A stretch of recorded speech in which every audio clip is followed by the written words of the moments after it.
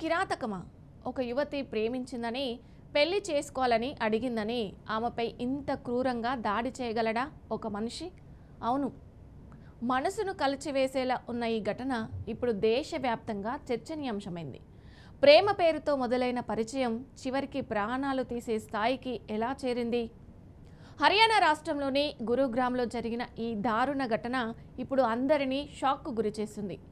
Dating యాప్లో పరిచయమైన ఒక యువకుడు తనతో లీవ్ ఇన్ రిలేషన్లో ఉన్న ప్రియురాలిపై అమానుషంగా దాడి చేశాడు. పెళ్లి చేసుకోవాలని అడిగిందన్న ఒక్క కారణంతో ఆమెపై కిరాతకంగా ప్రవర్తించాడు.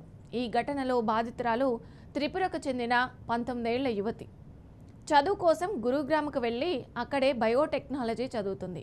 చదువుతో పాటు తన భవిష్యత్తు కోసం కలలు కనాల్సిన వయసులో ఇప్పుడు ఆసుపత్రి బెడ్పై ప్రాణాల కోసం పోరాడాల్సిన పరిస్థితి వచ్చింది.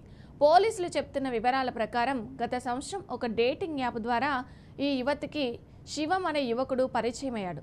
మొదట సాధారణంగా ప్రారంభమైన పరిచయం క్రమంగా స్నేహంగా, ఆ తర్వాత ప్రేమగా మారింది. కొంతకాలం తర్వాత ఇద్దరూ కలిసి జీవించాలనే నిర్ణయం తీసుకున్నారు. అలా గురుగ్రామ్లోని సెక్టార్ 69లో ఒక ఫ్లాట్ను అద్దెకు తీసుకొని ఇద్దరు లివ్ ఇన్ రిలేషన్లో ఉండడం ప్రారంభించారు. మొదట్లో అన్నీ సరిగానే సాగినట్లు తెలుస్తుంది. కానీ కాలక్రమేణా ఇద్దరి మధ్య విభేదాలు మొదలయ్యాయి. ప్రధానంగా పెళ్లి విషయంలోనే ఈ విభేదాలు ఎక్కువయ్యాయని పోలీసులు చెప్తున్నారు. ఇక యువతి తనను పెళ్లి చేసుకోవాలని ప్రియుడిని పదే పదే అడిగినట్లు సమాచారం. అయితే యువకుడు మాత్రం దీనికి ఒప్పుకోలేదని తెలుస్తుంది. ఇక ఇదే విషయంలో ఇద్దరి మధ్య ఘర్షణలు ఎక్కువయ్యాయి. చివరకు ఈ గొడవ ఒక భయంకరమైన మలుపు తీసుకుంది. కోపాద్రికుడైన యువకుడు తన ప్రియురాలిపై దాడి చేసి ఆమెను ఒక గదిలో బంధించినట్లు సమాచారం. అక్కడితో ఆగకుండా ఆమెపై అమానుషంగా ప్రవర్తించాడు. శానిటైజర్ పోసి నిప్పంటించినట్లు ఆరోపణలు ఉన్నాయి. ఇక ఈ దాడిలో యువతి తీవ్రంగా గాయపడింది. అయితే యువకుడు అక్కడితో ఆగలేదని పోలీసులు చెప్తున్నారు. సుమారు 3 రోజుల పాటు ఆమెను గదిలోనే బంధించి హింసించినట్లు ప్రాథమిక సమాచారం వెలుగులోకి వచ్చింది. అయితే బయటకు వెళ్లే అవకాశం లేకుండా, సహాయం కోరే పరిస్థితి కూడా లేకుండా ఆమెను నిర్బంధించినట్లు తెలిసింది. చివరకు 3వ రోజు యువతి ధైర్యం చేసి తన తల్లికి ఫోన్ చేసింది. జరిగిన దారుణాన్ని మొత్తం వివరించింది. ఈ విషయం విన్న తల్లి వెంటనే పోలీసులను ఆశ్రయించింది. ఫిర్యాదు అందుకున్న వెంటనే పోలీసులు రంగంలోకి దిగారు. సంఘటన స్థలానికి చేరుకొని యువతిని అక్కడి నుంచి రక్షించారు. తీవ్ర గాయాల కారణంగా తర్వాత ఆమెని ఢిల్లీలోని సఫ్దర్జంగ్ ఆసుపత్రికి తరలించారు. ప్రస్తుతం అక్కడ ఆమెకు చికిత్స కొనసాగుతుంది. ఈ ఘటనపై కేసు నమోదు చేసిన పోలీసులు నిందితుడు శివంను అరెస్ట్ చేశారు. అతన్ని కోర్టులో హాజరుపరిచి రిమాండ్కు తరలించారు. పోలీసులు తెలిపిన వివరాల ప్రకారం నిందితుడిపై హత్యాయత్నం, అత్యాచారం సహా పలు తీవ్రమైన కేసులు నమోదు చేశారు.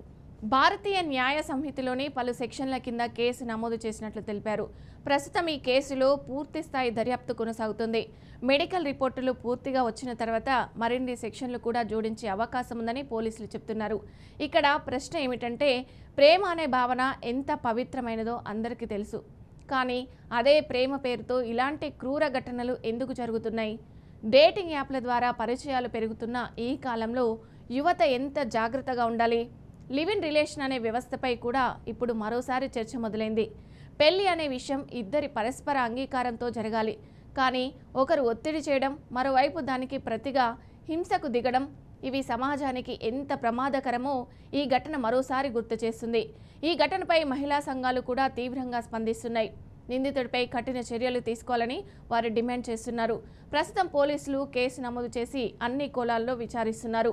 ఇక యువకుడి గత చరిత్ర ఏంటి, ఇద్దరి మధ్య అసలు ఏం జరిగింది అనే విషయాలపై కూడా దర్యాప్తు కొనసాగుతుంది. మరోవైపు బాధితురాలి ఆరోగ్య పరిస్థితిపై కూడా వైద్యులు ప్రత్యేకంగా పర్యవేక్షిస్తున్నారు. ఆమె పూర్తిగా కోలుకోవాలని అందరూ ఆశిస్తున్నారు. ప్రేక్షకులారా, ప్రేమ అంటే పరస్పర గౌరవం, బాధ్యత, నమ్మకం. కానీ కోపం, స్వార్థం, అధికారం అనే భావనలు దానిలోకి వచ్చేసరికి అవి ప్రమాదకరంగా మారుతుంది. గురుగ్రామ్లో జరిగిన ఈ ఘటన ప్రేమ పేరుతో జరిగే హింస ఎంత భయంకరంగా మారవచ్చో మరోసారి చూపించింది. ఇలాంటి ఘటనలు మళ్ళీ జరగకుండా ఉండాలంటే సమాజం, కుటుంబాలు, చట్ట వ్యవస్థ అందరూ కలిసి పనిచేయాల్సిన అవసరం ఉంది. ఈ కేసులో నిందితుడికి ఎంతటి శిక్ష పడుతుంది, బాధితురాలికి న్యాయం ఎప్పుడు దక్కుతుంది అనే విషయాలపై ఇప్పుడు దేశం మొత్తం దృష్టి పెట్టింది.